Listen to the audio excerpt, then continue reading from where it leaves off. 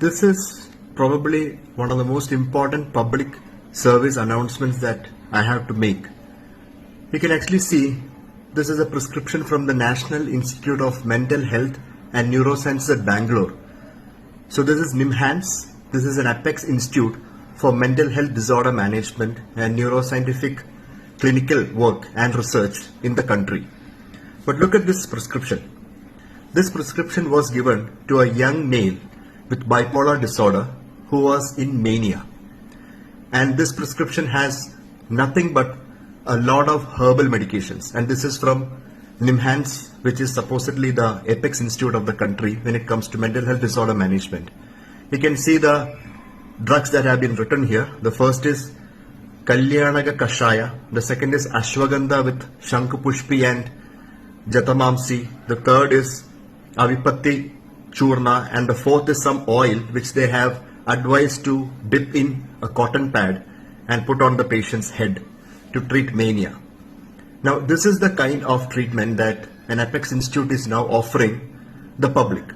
The Apex Institute is a central institute and it is managed by the central government, and the government is already dragging us back to the Stone Age by integrating a pseudoscience like Ayurveda with proper medical care. Now I remember a long time back when one of my close family members had some neurological issue, and then we were going around looking for a proper diagnosis and management, and we ultimately went to this was many years back. We went to NIMHANS, and the doctors there were top class doctors who diagnosed the condition, gave the proper treatment, and everything was actually taken care of. Everything was evidence based, everything was scientific. The doctors were confident. But now look at what this government has done to this institute. There is just utter nonsensical prescription coming with these kind of treatments where it's just unscientific, completely nothing related to science, nothing related to medical science per se. And this is what the public is being offered. Now this whole institute runs on taxpayers' money. And this is the kind of mediocre, I won't say even mediocre, this is below mediocre, below average, completely rubbish treatments that they are giving for a major illness like bipolar disorder. Now you can imagine what the patients there are going through. So I suggest that nobody visit NIMHANS for their neurological treatments or mental health disorder treatments, because this is what you're going to be subjected to. You basically become guinea pigs in this whole aspect of integrative medicine care, which is a fraud on public health, and all of this is happening through wastage of taxpayers' money. Now I would expect an Ayurvedic expert, so-called Ayurvedic experts, to actually come and defend this. How does any of this work for bipolar disorder or mania? How does a Kalyanaga Kashaya, how does Ashwagandha or Shankupushpi, how does Avipattikara Churna, all of this ancient stuff, how does it work in a patient of bipolar disease and mania? How does it treat mania? I would like to know this, because I want to know where the studies are done, what is the safety of these multi-herbal toxic waste, and where are the efficacy studies done? What is the mechanism of action? And how does putting an oil, a cotton pad, drenched in oil and putting it on the forehead and the vertex, how does that actually treat mania? Come on, this does not require even, you don't need to even study medicine to understand this is absolute garbage. You just need to know high school science to understand that none of this is actually true or works. Now take a close look at this. Now this is how mania is actually treated as per Ayurveda. So this is from the Ashtanga Hridaya. It's one of the classical texts of Ayurveda, and this is how a patient with mania is being taught in Ayurvedic texts to be treated. You can read this. I'll just read a part of it because it's nauseating and I don't want to read the whole thing. This is written: the patient should be put into a well without water, made to suffer from hunger.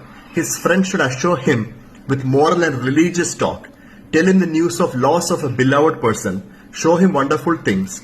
Body must be smeared with mustard oil and should be bound with ropes, and he should be placed in the sun with his face up, and the body should be touched with either some kind of herb that causes severe itching, heated metal, oil or water. beaten by lashes, thrown into a ravine after binding him, or impounded in a dark room free from weapons, stones and men, or bitten by a snake after removing the fangs of the snake. I mean, come on.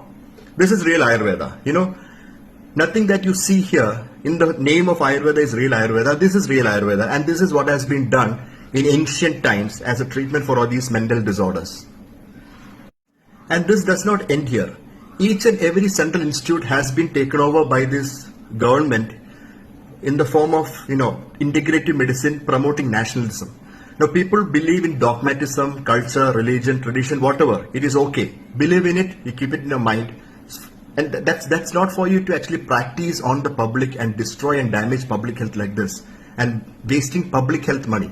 This is taxpayers' money that is being completely wasted on things like this. Now they have started a course. They're planning to start a course in Jitmar, another central institute in Pondicherry, where they're going to club MBBS modern medicine along with Ayurveda BAMS and making some kind of a new course. Now this is just rubbish. I mean, you don't ask somebody who's going into a pilot training to actually show them how to ride a bullock cart, and only then you can go into a plane. Now this is similar to like that. Integrative medicine is basically mix something that does not work and mix it with something that works, and then take credit for the whole thing. And Ayurveda is actually dying. It's actually way past its expiry date, and these are the ways that they're trying to keep it alive. And I think as public, as patients, you should fight against this. Nobody should go to institutes like this and spend their hard-earned money or even spend their time. Forget about money. These treatments might be free for them, because you can see at the top it's written BPL, that's a below poverty line. And even poor patients are taken for a ride like this. Poor patients deserve the right treatment. They deserve the equal treatment that every other patient gets, and not junk like this.